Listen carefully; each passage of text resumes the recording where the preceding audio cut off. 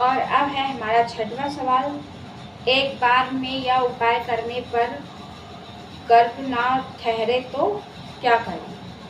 तो देखिए, आप जब भी ये आंकड़े की जड़ वाला उपाय करते हैं तो उसको आपको 3 महीने तक अपनी कमर में बांध के रखना है। और अगर बीच में आपको पीरियड आ रहे हैं तो आने दीजिए, उससे कोई प्रॉब्लम नहीं है।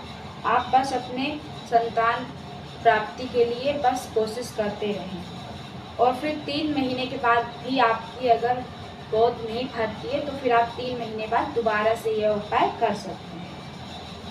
कितने महीने बांधे, तो आपको 3 महीने इसको बांधना है एक बार उपाय करने पर। पति नहीं जाए तो क्या करें।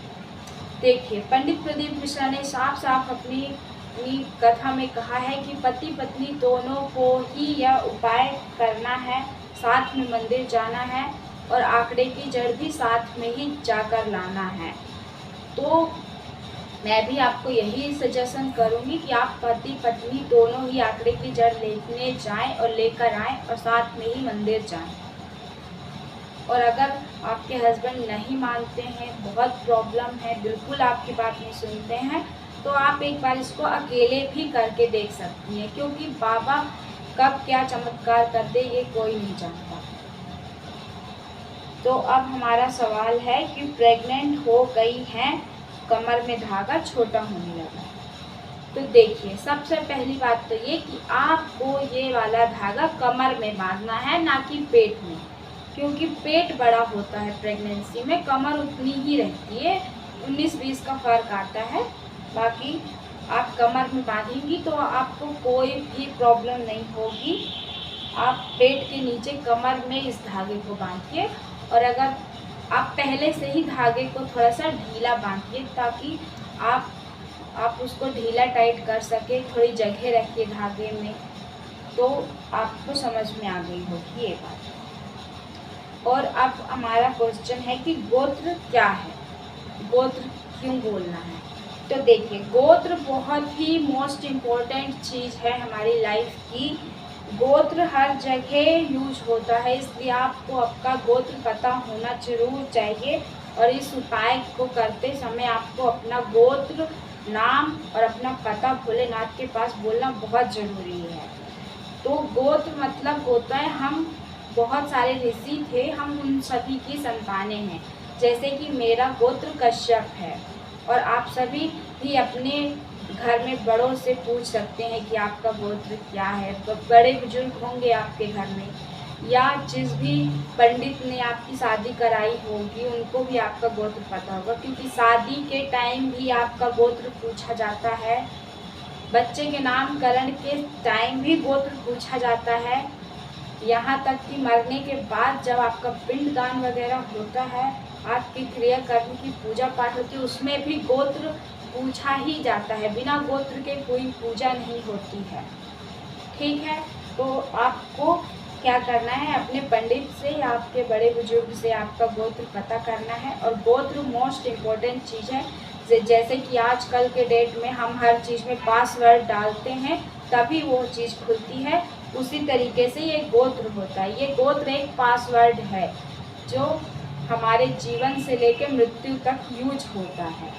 तो इसलिए आप उसको ज़रूर पूछ लें, समझ लें या पंडित से पूछ लें। और जड़ कब लाएं। देखिए, आपको जड़ 7वें दिन ही लेकर आनी है, अगर आपको पॉसिबल हो तो, क्योंकि पंडित जी ने कहा है कि 7वें दिन ही जड़ लेकर आए और उसी दिन उसको बांधें।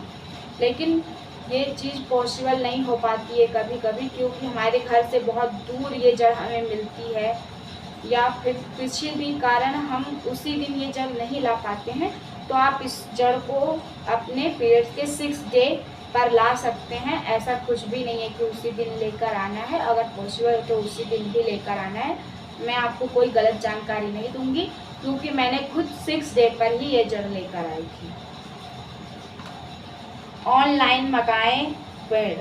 तो जी हाँ, आप ऑनलाइन भी आंकड़े की जड़ का पौधा मंगा सकते हैं और फिर उसको यूज़ कर सकते हैं, या आप खुद इस पौधे को किसी नर्सरी वगैरह से खरीद के लाकर किसी मंदिर में लगा सकते हैं, या आप अपने घर पर लगा सकते हैं।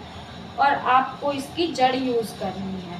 और अगर आप कहीं पर भी पेड़ की जड़ लेने जा रहे हैं तो आप उस पौधे को नुकसान बिल्कुल भी मत पहुँचाइएगा, उसको उखाड़िएगा मत।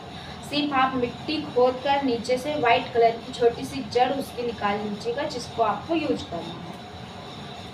कपड़ा कैसा लेना है, लाल कपड़ा कैसा लेना है आपको, तो लाल कपड़ा आपको धुला हुआ नहीं लेना है, आपको बिल्कुल कोरा कपड़ा लेना है। ये आपको किसी भी सिलाई वाली जो दुकानें होती हैं उनके पास से छोटा सा रेड कलर का टुकड़ा मिल जाएगा आसपास, या तो आप उसको खरीद भी सकते हैं। जैसे कि रेड कलर की ब्लाउज का पीस मिलता है तो आप उसको भी खरीद कर यूज कर सकते हैं। और आपको लाल धागा, रेशम का भी रेड कलर का धागा आता है जो हम गले में भी पहनते हैं। और या तो आप रेड कलर का जो कलावा होता है कथा वगैरह में, अगर हाथ में बांधा जाता है उसको भी बांध सकती हैं कमर में, या उससे ना हो तो आप रेड कलर का रेशम का कलावा धागा आता है उसको भी यूज कर सकते हैं। और पति पत्नी दोनों घुमाए जड़ को, तो जी हाँ, अगर पति साथ में आपकी पूजा करने जा रहे हैं तो आप पति पत्नी दोनों हाथ से जड़ को पकड़ के घुमाइएगा। अपना नाम, गोत्र और अपने घर का एड्रेस भोलेनाथ से जरूर बोलिएगा। और तुमरुका जी का नाम लेकर आपको यह जड़ वहीं पर बांध लेनी है। अब हमारा सवाल है, घर पर करें या मंदिर पर, तो आपको यह उपाय घर पर बिल्कुल भी नहीं करना है। आपके आसपास कोई शिव जी की मंदिर हो तो वहां जाकर आपको मंदिर में यह उपाय करना है। घर पर करेंगे तो नहीं फ़ायदा करेगा। और अब क्वेश्चन है कि पति बांधे या पत्नी, तो देखिए, पति को दिक्कत हो या पत्नी को दिक्कत हो, कमर में तो पत्नी को ही यह जड़ बांधनी है। अगर एक बहन का क्वेश्चन था कि मेरे पति को प्रॉब्लम है तो क्या पति को बांधना है, तो ऐसा नहीं है, आपको ही बांधना है, पति को नहीं बांधना है। बड़ा पौधा की जड़ लें या छोटे पौधे की लें, तो देखिए, पौधे से कोई ज़्यादा खास अंतर नहीं पड़ता, आपको तो सिर्फ जड़ यूज करनी है। तो आप बड़े छोटे किसी भी पौधे की जड़ ले सकते हैं, बस ये है कि आप उस पौधे को बिल्कुल भी नुकसान मत पहुंचाइएगा, बस नीचे से थोड़ी सी जड़ निकाल लीजिएगा। अब एक सबसे खास और अहम क्वेश्चन है कि जिनको पीरियड्स आते ही नहीं हैं वह क्या करें। तो उन लोगों के लिए पंडित जी ने दो दिन बताए हैं कि वह उपाय कर सकती हैं जिन्हें बिल्कुल भी पीरियड्स आते ही नहीं हैं। तो उसके लिए आपको एक तो सोमवार की अष्टमी के दिन आप यह उपाय कर सकते हैं जिन्हें पीरियड्स नहीं आता है, और हर महीने 2 प्रदोष पड़ते हैं। तो आप प्रदोष के व्रत जैसे पड़ता है, प्रदोष का व्रत कैलेंडर में आप देखेंगे तो आप प्रदोष के दिन भी ये आंकड़े की जड़ वाला उपाय कर सकते हैं जिनको भी पीरियड्स नहीं आते हैं, और सोमवार की अष्टमी।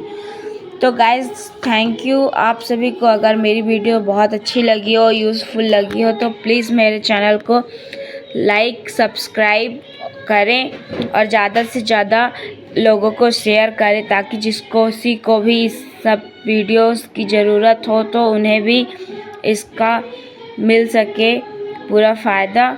तो फ्रेंड्स, मैं ऐसी ही अच्छी वीडियोस आपके लिए लेकर आती रहूँगी, तो इसके लिए आप मेरे चैनल को सब्सक्राइब करें और बेल आइकन को ज़रूर दबाएं, जिससे मेरी हर नई वीडियो आप तक पहुंचेगी। अभी मैं 2-3 वीडियो डालने वाली हूं जो आपके लिए बहुत ही यूज़फुल होंगी।